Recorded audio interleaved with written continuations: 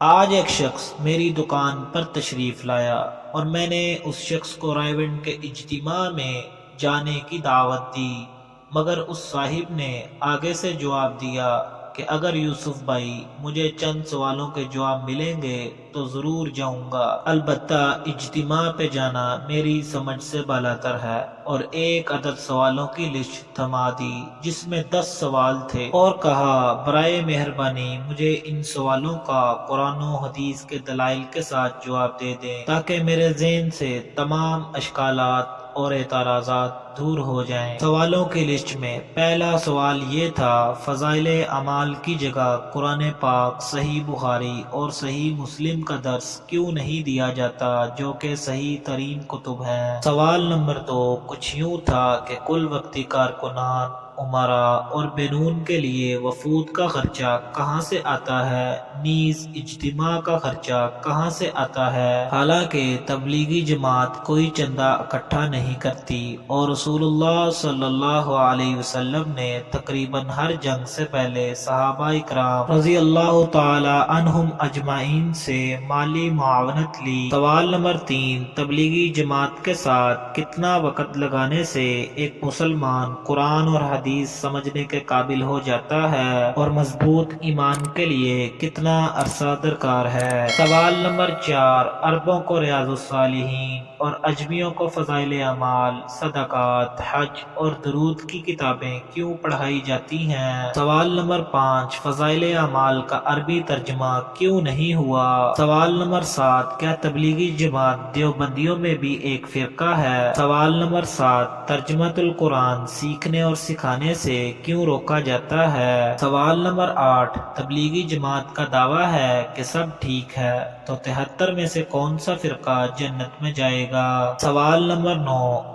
رسول اللہ صلی اللہ علیہ وسلم نے جہاد کے لیے جماعتیں روانہ کی، کیا تبلیغی جماعت نے کبھی اس سنت پر عمل کیا، یا ان کا ابھی تک مکی دور ہی مکمل نہیں ہوا؟ تبلیغی جماعت کے ارکان جہاد سے کیوں جی چراتے ہیں حالانکہ تبلیغی جماعت کے کارکن لاکھوں میں ہیں؟ کشمیری، فلسطینی، عراقی، افغانی مائیں بہنیں مدد کے لیے پکار رہی ہیں، مسلمانوں کی عزت و ناموس لٹ رہی ہے، اور یہ حضرات لوٹا بستر اٹھائے تبلیغی مشن پر کیوں روانہ ہوتے ہیں حالانکہ یہ وقت ہتھیار اٹھانے کا ہے؟ سوال نمبر 10 کچھ یوں تھا، مسلمان مجاہد جہاں جاتا تھا وہاں اسلام کی تبلیغ کا کام بھی کرتا تھا، تبلیغ کا یہ طریقہ کیوں نہیں اپنایا جاتا؟ جہاد فرض ہے چاہے ناگوار گزرے، جیسا کہ سورۃ بقرہ آیت نمبر 216 میں فرمایا، تم پر قتال فرض کیا گیا ہے حالانکہ وہ تمہیں ناگوار گزرتا ہے۔ ہو سکتا ہے کہ ایک چیز تم کو ناگوار ہو اور وہی تمہارے لیے بہتر ہو، اور یہ بھی ہو سکتا ہے کہ ایک چیز تمہیں پسند ہو اور وہی تمہارے لیے بری ہو۔ اللہ جانتا ہے اور تم نہیں جانتے۔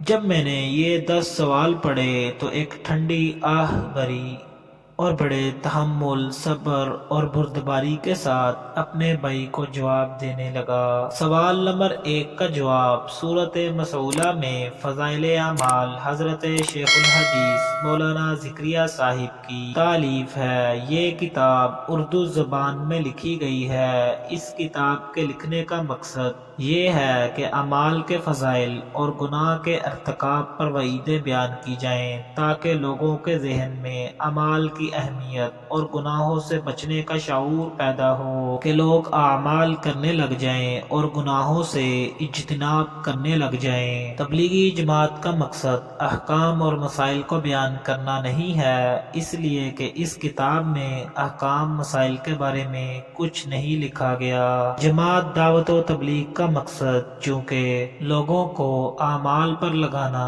اور گناہوں سے بچانے کی کوشش کرنا ہے، احکام و مسائل بتانا نہیں، اس لیے وہ اپنے تعلیمی حلقوں میں اسی کتاب کو سامعین کے سامنے بیان کرتے ہیں۔ رہا قرآن کریم، صحیح بخاری اور صحیح مسلم کا درس، تو کیونکہ ان کتابوں میں احکام و مسائل بیان کیے گئے ہیں اور اس کے درس کے لیے علم کی ضرورت ہے، یہ ہر تبلیغی کارکن کے پاس نہیں اور نہ ہی جماعت تبلیغ کا مقصود احکام کا بیان ہے، بلکہ فضائل سن کر احکام سیکھنے کے لیے علماء اکرام کی طرف رجوع کا مشورہ دیتے ہیں۔ یہ اپنی مجلسوں میں ان کتابوں کا درس نہیں دیتے۔ میرے پیارے بھائی، دوم یہ کہ فضائل اعمال نامی کتاب میں جو فضائل بیان ہوئے ہیں وہ سب کے سب قرآن کریم کی آیتوں اور احادیث رسول صلی اللہ علیہ وسلم جو مختلف کتابیں مثلا بخاری، مسلم، ابو داؤد وغیرہ میں موجود ہیں،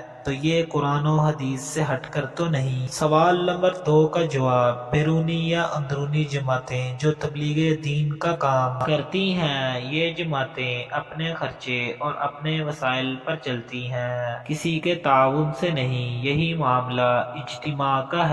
مسلمان باہمی تعاون سے اس نظام کو سنبھالتے ہیں اور اس کے اخراجات اٹھاتے ہیں۔ جواب نمبر 3، جیسے پہلے بتایا گیا ہے کہ اس جماعت کا مقصد ثواب کے کاموں کی ترغیب اور گناہوں کے کاموں سے بچنے کی تلقین ہے، درس و تدریس، تعلیم و تعلم نہیں، اس لیے یہ سوال بے محل ہے۔ البتہ ہاں، اس جماعت کے ساتھ جڑ جانے سے علم دین کے حصول کا جذبہ اس میں پیدا ہوتا ہے اور اہل علم سے تعلق پیدا ہو جاتا ہے، جس کی وجہ سے دین کے بارے میں کافی حد تک معلومات ہو جاتی ہیں۔ باقی قرآن و حدیث کا سمجھنا انسان کے اپنے فہم و فراست پر مبنی ہے۔ اگر انسان علم دین کے حصول میں لگ جائے، صاحب فہم اور فراست ہو اور اللہ تعالیٰ کی معیشت ہو، تو وہ بہت جلد قرآن و حدیث کو سمجھنے لگ جاتا ہے۔ اس کے لیے کوئی وقت یا زمانہ متعین نہیں۔ سوال نمبر 4 کا جواب،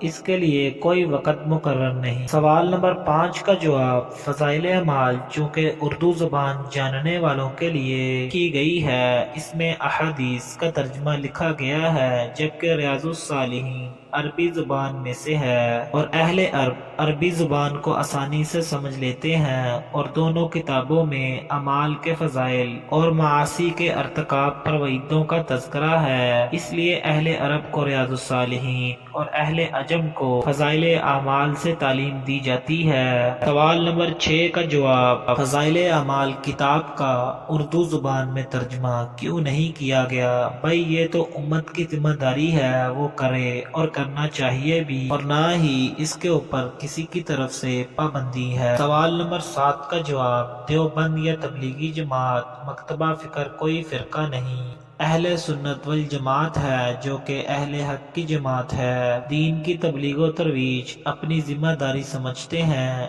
اسی پر عمل پیرا ہے۔ سوال نمبر 8 کا جواب، آج تک انہوں نے نہ قرآن کریم کے سیکھنے سے روکا ہے اور نہ ہی اس کے ترجمہ و تفسیر سے، بلکہ جماعت دعوت و تبلیغ میں جڑنے سے قرآن کریم کے سیکھنے کا شوق پیدا ہو جاتا ہے، علم دین کے احکام و مسائل سے تعلق پیدا ہو جاتا ہے، پھر قرآن کریم، احادیث اور احکام و مسائل سیکھنے کی کوشش کرتے ہیں۔ سوال نمبر 9 کا جواب یہ ہے کہ تبلیغی جماعت نے کبھی بھی یہ نہیں کہا کہ سب ٹھیک ہے۔ اگر یہ کہتے تو پھر دعوت و تبلیغ کا کام کیوں کرتے؟ لوگوں کو برائیوں سے نکال کر خیر و بلائی کی طرف کیوں لاتے؟ ہاں، البتہ دین کی طرف راغب کرنے میں وہ اپنی حکمت عملی کے تحت میانہ روی اختیار کرتے رہتے ہیں۔ سوال نمبر 10 کا جواب، اس جماعت نے کسی کو منع نہیں کیا اور نہ ہی اس جماعت کا یہ نظریہ ہے۔ کتنے افراد ایسے ہوں گے جو جہاد کے شعبے سے وابستہ ہوں گے؟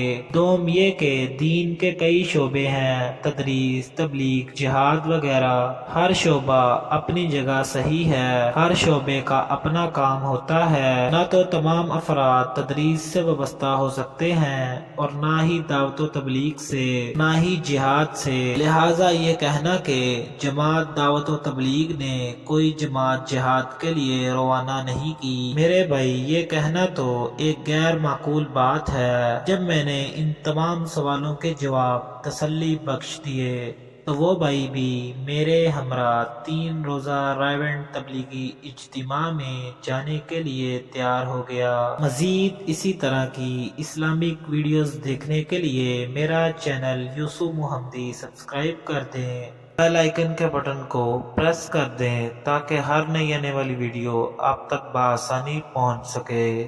ملتے ہیں پھر اگلی ویڈیو میں، تب تک کے لیے اللہ حافظ۔